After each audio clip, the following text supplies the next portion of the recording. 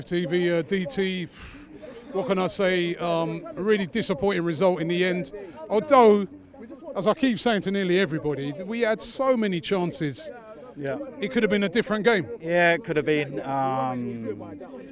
Missed chances, missed opportunity, gutted.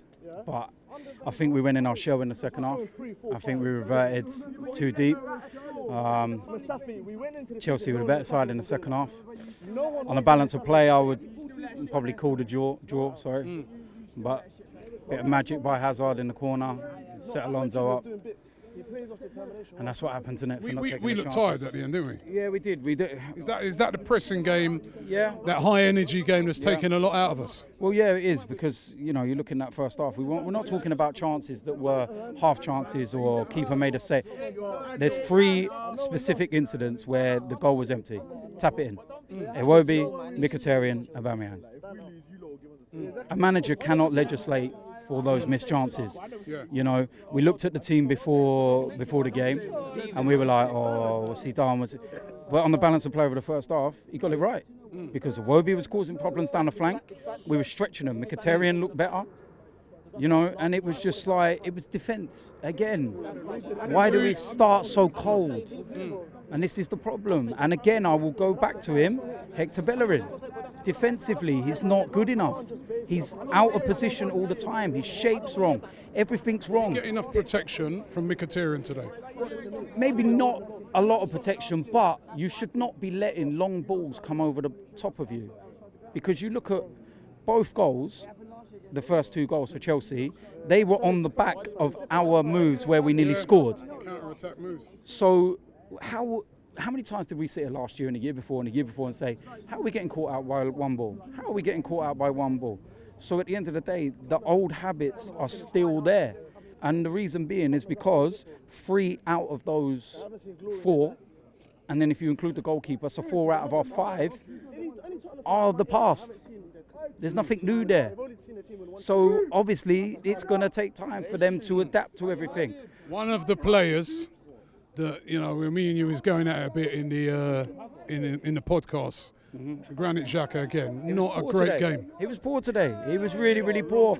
And I like the fact that Emery can have the balls to turn around and take him off at half time and not say, let's play him for a little bit longer. Ozil as well, he took off quite early. Well, do you know what? I think Ozil done a lot of work off the ball. He was working really, knackered. and he looked knackered. So he put a shift in, and it'd be interesting to see how much ground he covered. But he was one of the players that was influential in that first half of that 20-minute spell. And he's putting the balls out wide. And Iwobi and Mkhitaryan are causing the problems and everything. And it's so, like I said, I just wish that we maybe would have come out with a bit more, I don't know what the word is, just come out more like we were in the first half. I think it was kind of half-time come at the wrong time. And then it kind of looked like we were both jostling with each other. There was nothing real, you know what I mean? It was just kind of, if huffs, puffs and all that. And I was sitting there at one point thinking, this is going to end in a draw, really, because there's not really, no one's going for it. No one's really trying. And then Lacazette came on, and then there was a 5-minute spell where I thought, hold on a minute, we've got this second wind and we could get something. There was the Ramsey shot when it fell out to Lacazette and the keeper made a good smother of it. And then all of a sudden, bang, one bit of magic from Eden Hazard. And that's why Real Madrid won him, innit? So, and we sit here and we're disappointed. But like I said, Emery went bold.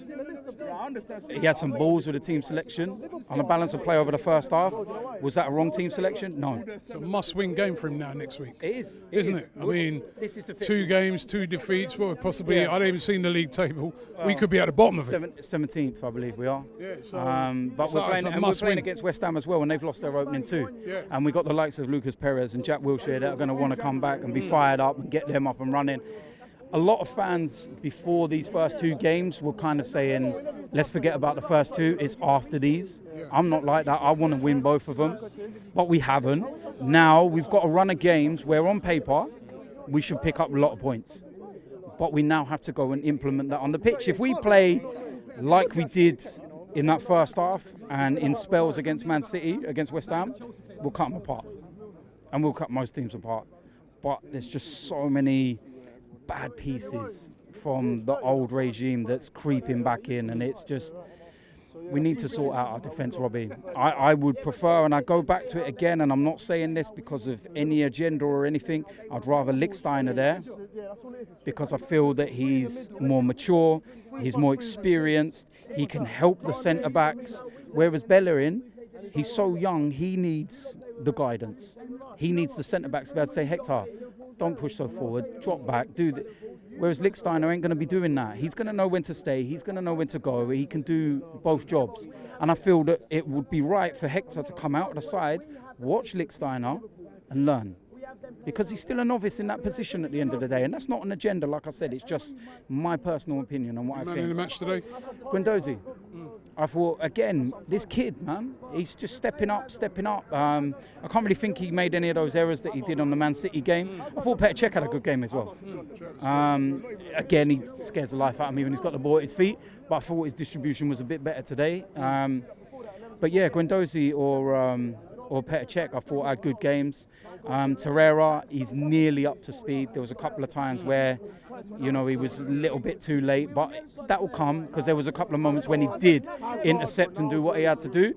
And we move on to West Ham, and what I'd like to see the players get back into the training this week, work hard, keep believing in their manager, and I want the fans to keep believing in the manager, keep believing in what he's trying to create, and we go again on Saturday against West Ham.